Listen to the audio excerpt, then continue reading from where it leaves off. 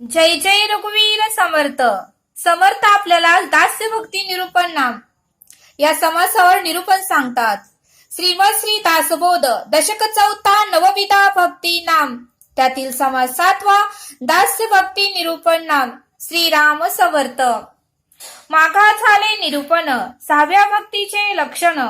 आता ऐका सावधान 7वी भक्ती. श्रीराम समर्थ. समर्थ म्हणतात की मागील समासात म्हणजे 6वा वंदन भक्ती या समासावर समर्थांनी आपल्याला निरूपण सांगितलं.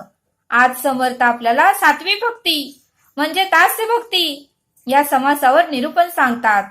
7वे भजन ते दास्य जाणावे, पडले कार्य तितके करावे, सदा सानिध्याच असावे देवाद्वारी. समर्थ म्हणतात की 7वे भजन म्हणजे दास्य भक्ती. या भक्तीत समर्थ म्हणतात की देवाचे जे काही कार्य आहेत ते आपण मनापासून केले पाहिजेत आणि देवाच्या सानिध्यात सदैव आपण राहता आलं पाहिजे. देऊळ स्वच्छ करता आलं पाहिजे, निरंजन स्वच्छ करता आली पाहिजे, आजूबाजूचा परिसर हा स्वच्छ ठेवता आलं पाहिजे की जेणेकरून कोणीही मंदिरात आलं की त्याला प्रसन्नच वाटावं आणि त्याला आनंदच वाटावा, त्या व्यक्तीला समाधानच वाटावं. आणि म्हणून समर्थ म्हणतात की सदा सानिध्याचा असावे देवाद्वारी. म्हणून सदा सर्व काळ त्या परमेश्वराच्या सानिध्यात आपण राहिलं पाहिजे असं समर्थ आपल्याला इथे सांगतात. देवाचे वैभव सांभाळावे, देवाचे वैभव सांभाळावे, न्यूनपूर्ण पडेची नेदावे, चढता वाढता वाढवावे भजन देवाचे. समर्थ म्हणतात की देवाचे वैभव आपल्याला सांभाळता आलं पाहिजे, देवाचे वैभव आपल्याला सांभाळता आलं पाहिजे. त्यात काहीच उणे पडू द्यायचं नाही, त्यामध्ये कोणत्याही प्रकारचं उणं पडू द्यायचं नाही. आणि दिवसेंदिवस देवाचं वैभव आपल्याला वाढवता आलं पाहिजे. देवाचं वैभव तरी काय, अखंड त्या भगवंताचं नामस्मरण, अखंड त्या भगवंताचं कीर्तन आणि अखंड त्या भगवंताची सेवा आणि उत्तमाचे कर्म हेच देवाचे वैभव आहेत. आणि हे वैभवच आपल्याला सांभाळता आलं पाहिजे आणि हे सांभाळलं तर भगवंत आपल्यावर आनंदित असतो. म्हणून समर्थ म्हणतात की देवाचे वैभव आपल्याला सांभाळता आलं पाहिजे असं समर्थ आपल्याला इथे सांगतात. भंगली देऊया करावी, मोडली सरोवरे बांधावी, सोपे धर्मशाळा चालवावी, नूतनाची कार्य. समर्थ म्हणतात की जुन्या पडक्या जे काही जुने पडके देऊळ झालेले आहेत ते पुन्हा व्यवस्थित बांधावे, शिखर नसेल तर शिखर बांधावे, धर्मशाळा नसतील तर धर्मशाळा बांधावे, उत्तम सर्व मंदिराला कलर द्यावा की जेणेकरून मंदिरात गेलं की सर्वांना प्रसन्न वाटावं. आणि जे काही मोडलं तोडलेलं असेल तर ते सुद्धा उत्तमाची बांधावी असं समर्थ आपल्याला ते सांगतात. नाना रचना जीर्ण झंझर, त्याचे करावे जीर्णोद्धार, पडले कार्य ते सत्वर चालवीत जावे. समर्थ म्हणतात की जी जुने बांधकाम मोडकळीस आले आहेत, समर्थ म्हणतात की जी जुनी बांधकामे मोडकळीस आले आहेत ती पुन्हा नवीन करावे. जे काम पडले आहे ते ताबडतोब करावे. देवाचे कोणतेही काम आपण मागे ठेवू नये. आपण आपल्या आयुष्यातलं एखादं काम फास्ट करतो तसं देवाचं कोणतंही काम मागं ठेवू नये आणि देवाचं काम जे काही काम असेल ते ताबडतोब करावे असं समर्थ आपल्याला इथे सांगतात. गजरथ तुरुंग सिंहासने, चौकी या शिवका सुखासने, मंचक डोलारे विमाने, नूतनाची करावे. समर्थ म्हणतात की हत्ती रथ घोडे सिंहासने चौरंग, हत्ती रथ घोडे सिंहासने चौरंग, सुखासने मंचक डोलारे विमाने सर्व नवीनच करावे. हे काही खराब झाले असतील तर ते सर्व काही नवीनच आपल्याला करता आली पाहिजे असं समर्थ आपल्याला इथे सांगतात. मेढडंबे छत्रे चामरे, सूर्यपान निशाने आपरे, नित्य नूतन अत्यंदरे सांभाळीत जावे. समर्थ म्हणतात की मेघडाक्या छत्रे आणि चामरे अपार निशाने नित्य नूतन वाटतील असे अत्यंत आदराने सांभाळीत जावे. आणि नाना प्रकाराची वाहने बसण्यासाठी उत्तम जागा अनेक प्रकारच्या सोन्याचे आसने ही आपल्याकडून व्यवस्थित ठेवली गेली पाहिजेत. ती व्यवस्थित देवाच्या सोने ही व्यवस्थित आपल्याकडून ठेवली गेली पाहिजेत असं समर्थ आपल्याला इथे सांगतात. नाना प्रकारची याने बैसाव्यासी उत्तम स्थाने बहुविधा सुवर्ण सणे यत्न करीत जावे. समर्थ म्हणतात की घरे कोटाड्या पेट्या रांजण कोहोरी भोपाळा त्यात द्रव्य साठवित जावे आणि सदैव यत्न करीत जावे. भुवने कोटाड्या पेट्या मधुसराजन कोहोरी घागरी भोवासा सुपर्ण द्रव्याशे अतियत्न करावा. समर्थ म्हणतात की अनेक घागरी अशा मौल्यवान वस्तू देवासाठी अत्यंत प्रयत्नपूर्वक कराव्या. अनेक घागरी आणि मौल्यवान वस्तू देवासाठी अत्यंत प्रयत्नपूर्वक आपल्याकडून करता आलं पाहिजे असं समर्थ आपल्याला इथे सांगतात. भुयारी तळघरे आणि विवरे नाना स्थळे गुप्त द्वारे अन्यत्र वस्तूचे भंडारे यत्न करीत जावे. समर्थ म्हणतात की अनेक ठिकाणी भुयारे तळघरे आणि बोगदे नाना ठिकाणी गुप्तद्वारे याची योजना करावी. अनेक ठिकाणी भुयारे तळघरे आणि बोगदे नाना ठिकाणी गुप्तद्वारे याची योजना करावी आणि मूल्यवान वस्तूचे भंडारे व्यवस्थित ठेवावे असं समर्थ सांगतात. अलंकार भूषणे दिव्यांबरे नाना रत्ने मनोहरे नाना धातू सुवर्ण पात्रे यत्न करीत जावी. समर्थ म्हणतात की देवासाठी दागिने भूषणे अत्यंत दिव्य मौल्यवान वस्त्रे नाना मनोहरे नाना धातूंचे आणि सोन्याची पात्रे आणि भांडी परमेश्वरासाठी करीत जावे. पुष्पवाटिका नानावने नाना तारुवरची बने पावती करावी जीवने तया वृक्षासी. समर्थ म्हणतात की देवासाठी पुष्पवाटिका नानावने निरनिळ्या वृक्षाच्या बागा कराव्यात. वृक्षांना नेहमी पाणी द्यावे, वृक्षांची काळजी घ्यावी, वृक्षांना फळे फुले येतील याची काळजी घ्यावी आणि नित्य नेमाने वृक्षांना पाणी घालावे, वृक्ष सुकू देऊ नये असं समर्थ सांगतात. नाना पशुच्या शाळा नाना पक्षी चित्रशाळा नाना वाद्य नाट्यशाळा गुणी गायक बहुसाल. समर्थ म्हणतात की निरनिळ्या पशुसाठी तबेले पागा अनेक प्रकारच्या पक्षी अनेक चित्रांचा संग्रह नाना वाद्य गायक यांची योजना करावी. नाना वाद्य नाट्यशाळा गायक यांची योजना करावी असं समर्थ आपल्याला इथे सांगतात. स्वयंपाकगृह भोजनशाळा सामग्रीगृह धर्मशाळा निर्द्रस्त करणे पडशाळा विशाल स्थळे. स्वयंपाकगृह भोजनशाळा सामग्रीगृह धर्मशाळा निर्धास्त कारणे पडशाळा विशाल स्थळे.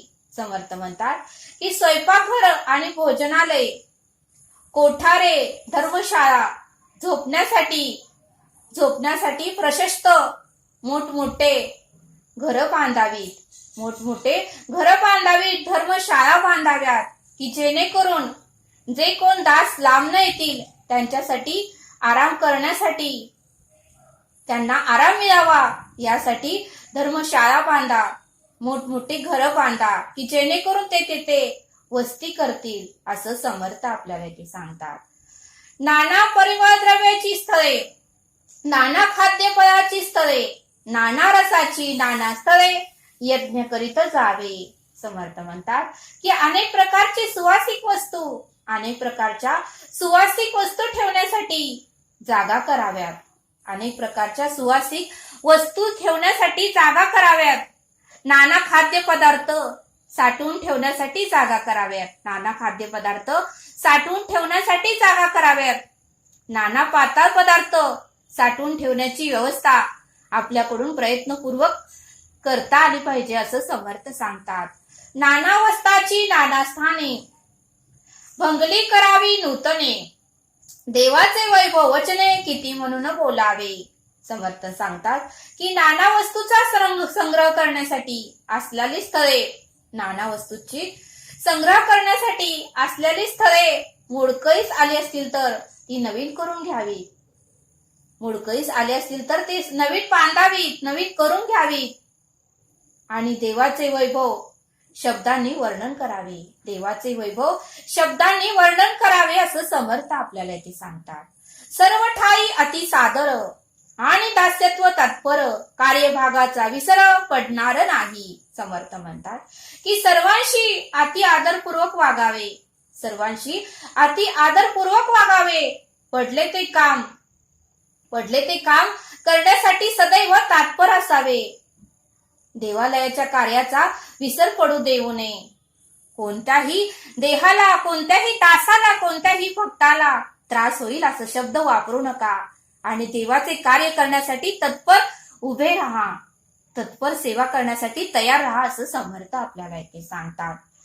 जयाते पावे महोत्सव असंभ्याव चालती वैभव, जे देखता स्वर्गची देव तटस्थ होती. समर्थ म्हणतात की जयाते पर्वकाल महोत्सव अशा असंभ्य थाटाने करावे की ते पाहून स्वर्गातील देवही तटस्थ होतील. समर्थ म्हणतात की देवाचे महोत्सव अगदी थाटाने करावे. जे काही दिव्याची आवश्यकता आहे ते लावावे, लाईटीच्या माळा लावाव्यात आणि मंदिर हे सजवून टाकावे की जेणेकरून स्वर्गातील देव सुद्धा ते मंदिर पाहतच राहतील. असं उत्तम मंदिर तुम्ही करा असं समर्थ आपल्याला इथे सांगता. असा उत्तम महोत्सव प्रत्येक परमेश्वराचा करा असं सद्गुरू आपल्याला इथे सांगतात. ऐसे वैभव चालवावे आणि नित्य दास्यत्व करावे, पडले प्रसंगी सावध असावे सर्व काळ. समर्थ म्हणतात की देवाचे वैभव वाढवावे आणि हलक्यात हलके कामही तात्पर्याने करावे. देवाचे वैभव वाढवावे आणि हलक्यात हलके कामही तात्परतेने करता आले पाहिजेत. आणि सदा सर्व काळ ते काम करण्यासाठी आपण तात्पर राहिलं पाहिजे असं समर्थ आपल्याला इथे सांगतात.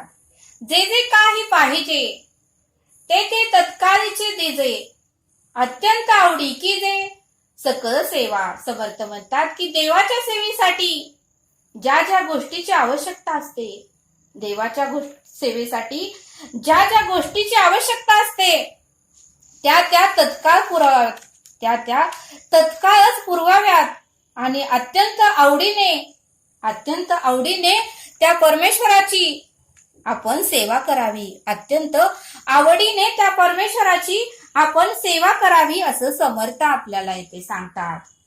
चरणाक्षरे स्थाने अचमने, गंधाक्षते वस्ते भूषणे, आसने जीवने नाना सुमने, धूपदीप नैवेद्य. समर्थ म्हणतात की पाय धुणे, अचमन गंधाक्षत वस्त्रे भूषणे, आसने, घ्यावयाचे पाणी, निरनिराळ्या प्रकारची फुले, धूप दीप नैवेद्य इत्यादींची व्यवस्था करावी. समर्थ म्हणतात की पाय धुण्याची व्यवस्था करावी, वस्त्रांची व्यवस्था करावी, पाणी निरनिराळ्या ठिकाणी असावे आणि प्रकारची फुलं दीप धूप नैवेद्य इत्यादींची आपल्याकडून व्यवस्था झाली पाहिजे असं समर्थ आपल्याला इथे सांगतात.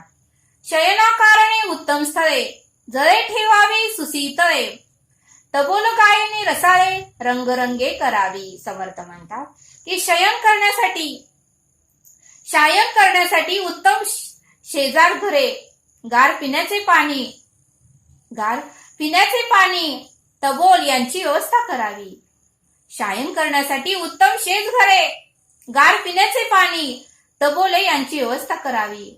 रसाळ गायनाने उत्सवात रंग भरावा. रसाळ गायनाने कीर्तनाने उत्सवात रंग भरावा असं समर्थ आपल्याला इथे सांगतात. परिमळ द्रव्य आणि फुलली, नाना सुगंधले तेले, खाद्य फळे भौसाले सानिध्यीचा असावे.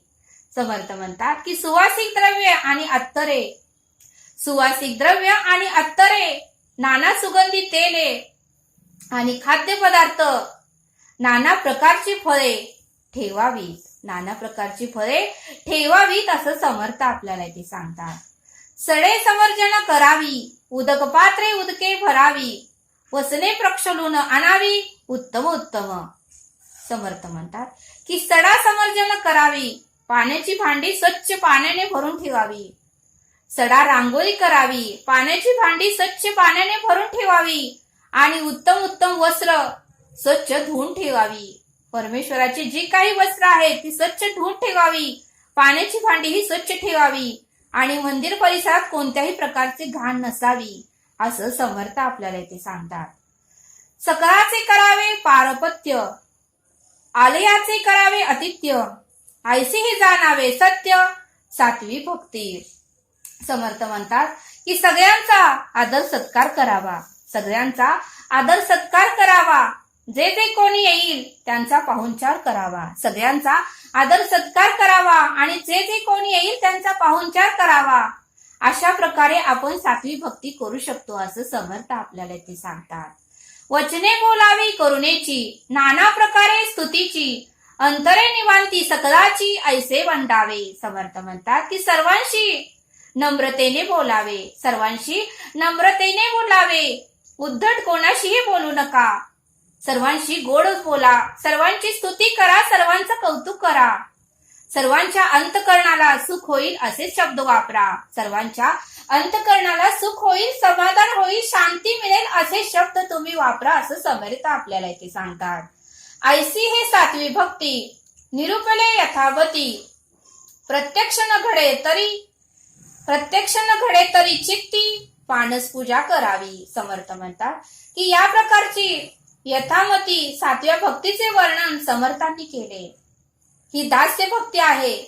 प्रत्यक्ष जरी आपल्याकडून घडत नसली, आपल्याकडे वेळ नसला आणि आपल्याकडून तर प्रत्यक्षात पूजा घडत नसेल तर उत्तमाची जर पूजा घडत नसेल तर प्रत्यक्ष आपण आपल्या मनामध्ये मानस पूजा करायची. आपल्याला वेळ मिळेल तेव्हा आपल्या मनामध्ये मानस पूजा करावी.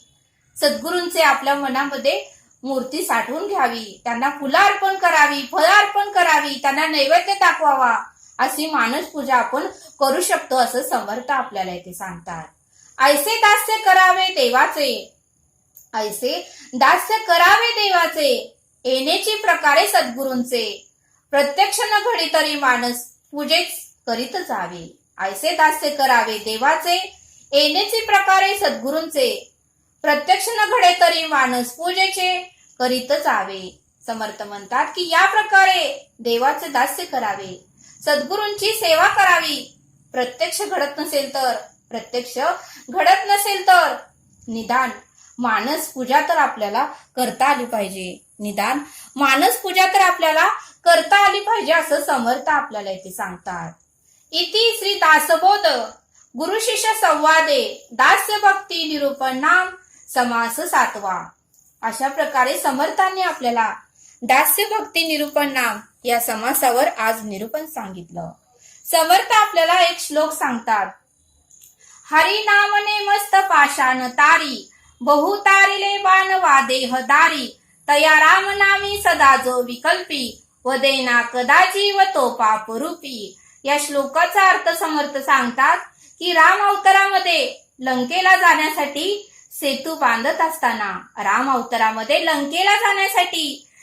बांधत असताना, सागरावर हरिनामाचे जड पाषाणही